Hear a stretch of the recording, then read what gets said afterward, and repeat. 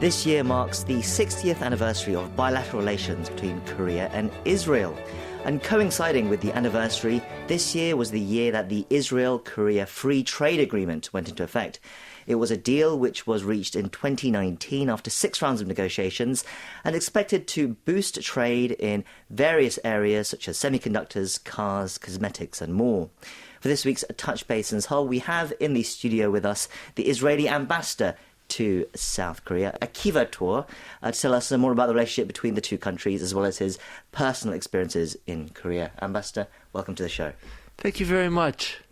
It's a pleasure to have you on the show today. Let's start with your personal story a bit. I understand that you've had a distinguished diplomatic career for over 25 years, and you've been serving as ambassador in Seoul for 2 years now, since late 2020. So, over the 2 years now, how has it been? How have you found South Korea? I found it a very exciting and invigorating experience. The Israeli embassy has to work hard here because we're a small embassy with large ambitions. So we try to have an outsized role.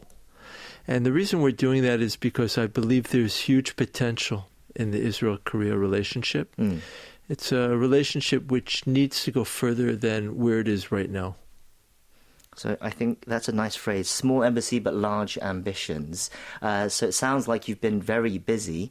Outside of the office life, though, how have you found living in Korea? I believe you have been enjoying the mountains of Korea and sharing them on the embassy's YouTube channel as well. I like all aspects of Korea. The mountains. I've attended the theater here. Israeli plays in Korean language, pansori music, all forms of progressive pansori really do it for me. I read Korean novels. I find this country very compelling. It sounds like you're really getting to know Korea, really diving into the culture and enjoying everything you can here. Well, every time I talk to my staff, though, my Korean staff, I realize how much I don't know. And I also realize that even on my last day as ambassador in Korea, which will probably be in around 2 years from now, I'll probably learn something on my last day that I did not know. But because it's multi-layered here. And it's complex and it's psychological and the history is very rich and the culture is amazing. And a lot of it reminds me of Israel and a lot of it doesn't remind me of Israel. But it's a cool place to be. When you say it reminds you of Israel, what do you mean by that? Well, this is a very ancient country, a very ancient culture, but in a new political form. As the Republic of Korea came into being, well, it's a big argument, 1945, 1948, but let's say for argument's sake, 1948. In democracy, Korea became democratized in the late 80s. Israel also is a very ancient people, but also we're in a new political form. We were in diaspora for almost 2,000 years, and the Israeli state was established on May 14th, 1948, same year as Korea. And we're also two countries which had a pretty miserable 20th century. And we're also countries with pretty much zero natural resources, although we recently discovered natural gas in the Mediterranean. I hope it doesn't wreck everything. And we went from really economic privation and severe economic and difficult security situation in the first decade of our birth to become very prosperous democracies. So all of these are things which are rare, but are common to Israel and Korea. That's what I mean by that we're similar. Wow. So clearly you have a deep appreciation of the country here in South Korea, and it seems you appreciate both sides very well, and it's wonderful to have you here, someone like you here, I think. And you're at the helm of the embassy during quite a milestone year as well, 60 years of the relationship between South Korea and Israel. How would you describe that time and that relationship that's developed? Well, unfortunately for us, in 1962, Korea initiated diplomatic relations with many countries. So if we want our 60 years to stick out, we really had to do something. And we tried to. We tried to have unique projects this year. We established an Israeli-Korea metaverse, which is actually probably the first embassy metaverse anywhere in the world, not only in Korea. It's certainly the first Israeli diplomatic metaverse. And your viewers can access it from their phones without needing any Oculus or expensive equipment. Just download Israel-Korea metaverse. It's both in Google Play and also on iPhone store. Sounds interesting. So what do we find in the metaverse? You go in there and you enter a digital building which looks like the Shrine of the Book, which is a signature building in the Israel Museum in Jerusalem, which holds the Dead Sea Scrolls. Right. Okay. But if you'll go in there, you'll discover a museum or a gallery showing all kinds of archival materials from Israel-Korea relations, from important people meeting to a miracle that happened when Israel by accident defeated Korea in baseball in the Asian Games. And basically the story of our relationship. Then when you go up to the second floor, we have a meeting room where we can actually have activities. So it sounds like a fascinating project. I believe that's just one of many projects that you carried out this year to mark the anniversary, right?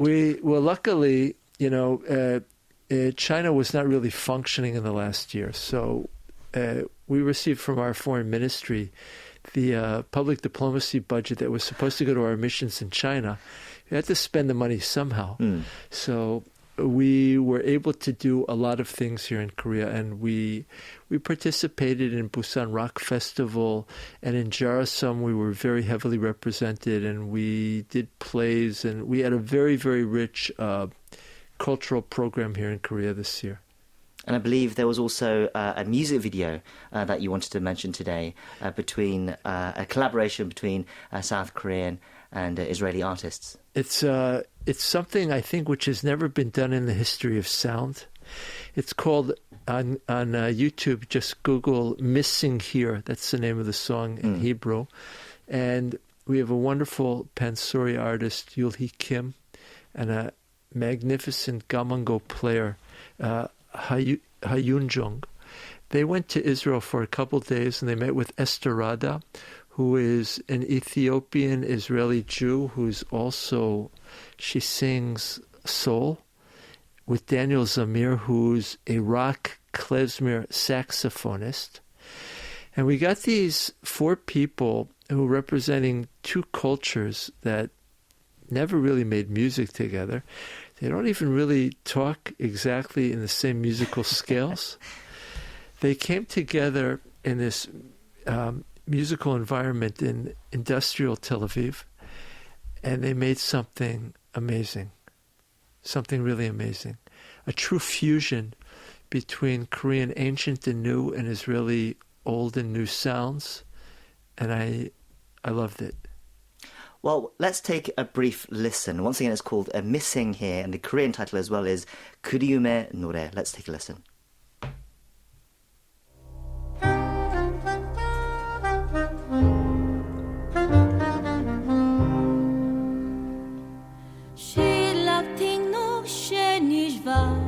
בחורף שעבר שילה ילדות שנבלה אותו החורף קל וארץ הנכר שילה מתוק שנולד בסתיו שכאן עבר. So Yulhee Kim there is singing in Hebrew. Actually, my wife recorded the song in syllables. So your wife personally did this? Yes, okay. Yeah. And but the artist Kim Yulhee, she really studied, and later on in the song she sings the same verse in Korean. It was filmed. They recorded it in a studio, but afterwards they filmed on the Dead Sea, on Masada, and also in Jerusalem.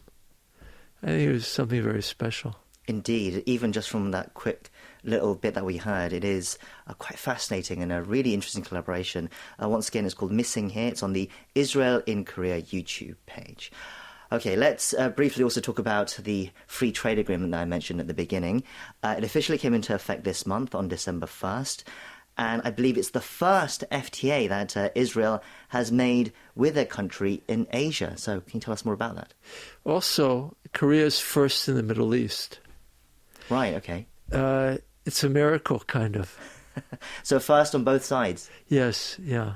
Well, look, it's very important economically because it creates new tools and regulatory mechanisms for us to boost investment and to make Korean products more competitive in Israel and Israeli products more competitive in Korea. It will probably boost trade by a few $100 million in the first couple of years. I think, though, it also has a strong symbolic meaning. It's basically saying, look, sometimes countries talk about, or ambassadors talk about, synergy with the Korean economy. In the case of Israel and Korea, it's actually true. Because Israel is an innovation powerhouse. We're a country of less than 10 million people. And yes, we have the third largest number of high-tech companies on NASDAQ after U.S. and China, which is kind of crazy, right? And Korea, a country of only 52 million, is this amazing design, high-tech production, and global marketer, creator of steel, cars, shipping, all of these products.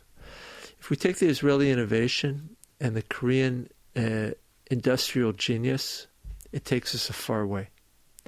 I think if we, for example, if we look at the autonomous vehicle, Korea wants to build the leading autonomous vehicle.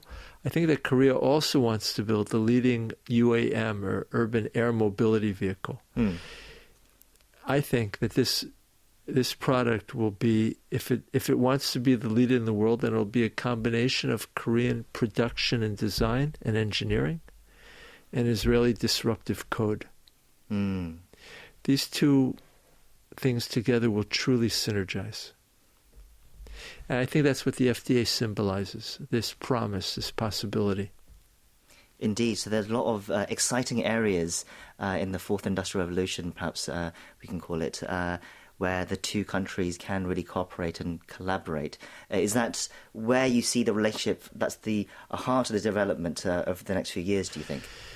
Yes, it's very important. It's key. It's probably the major pillar, but not the only one.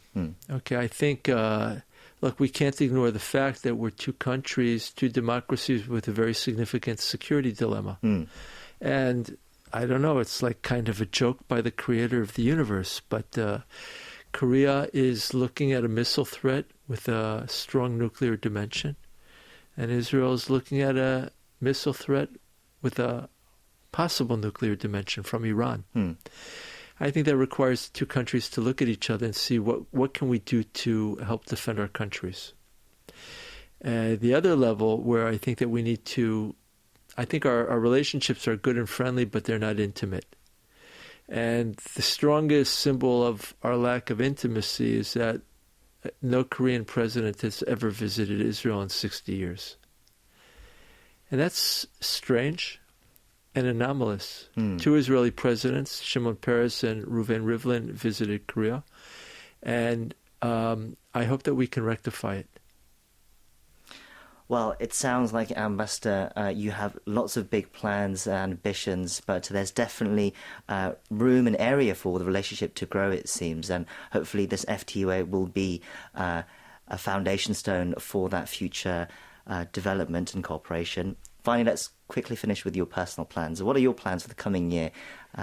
Any other places you'd like to visit in Korea? Well, I surely have to climb Jirisan. There are about 40 Joseon tombs. And I'm not going to get to all of them, but I'm going to get to a bunch of them because they're amazing. If I was able to take some serious time off work, then I would like to climb the whole Tabak range. Wow. But I don't know how to do that exactly. Because that would take a couple of weeks, so maybe I'd have to do it in parts. when I first got here, I had this sort of like dream of climbing, the 100 famous Korean peaks. I might have to limit it to the highest peak in each province. But you have a beautiful, beautiful, beautiful country. And I love the way Korean people, old, young, and middle-aged, are all over these hills. And it reminds me of Israel and Israel's national trail and the way that we love our country.